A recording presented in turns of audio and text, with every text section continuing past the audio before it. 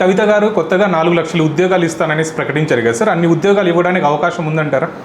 ఉద్యోగాలు లేవు కదా, ఎక్కడి నుంచి ఇస్తారు?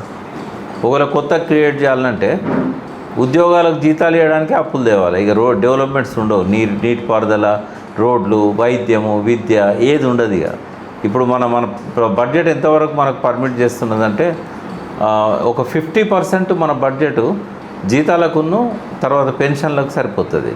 మన దగ్గర ఉన్న ఎంప్లాయీస్ ఎంతమంది? అందరూ కలిస్తే స్టేట్ గవర్నమెంట్ సాలరీస్ ఇచ్చేది 4,50,000 మధ్యలో ఉంటుంది. ఇంకో 40,000 వేకెన్సీలు ఉన్నాయి, 40 నుంచి 50,000. కొన్ని వేకెన్సీలు కావాలనే పెట్టారు, అవి ఫిల్ చేయరు, ఎందుకంటే అవసరం లేదు వాటిది. కాబట్టి పెద్దగా వేకెన్సీలు అయితే ఇప్పుడు లేవు.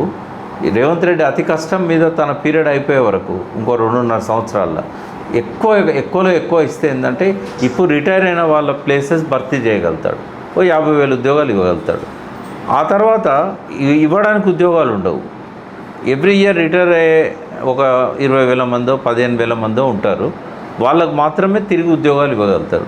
అంటే నెక్స్ట్ 5 ఏళ్ళు ఎవరైతే అధికారంలోకి వస్తారో, అది కేసీఆర్ వచ్చినా రేవంత్ రెడ్డి వచ్చినా ఇవ్వడానికి ఎన్ని ఉద్యోగాలు ఉంటాయంటే హార్డ్లీ ఒక 50,000 నుంచి 1 lakh మధ్యలో ఉంటాయి. 4 lakhs అనేది చెప్పడానికే తప్ప చేయడానికి కాదు.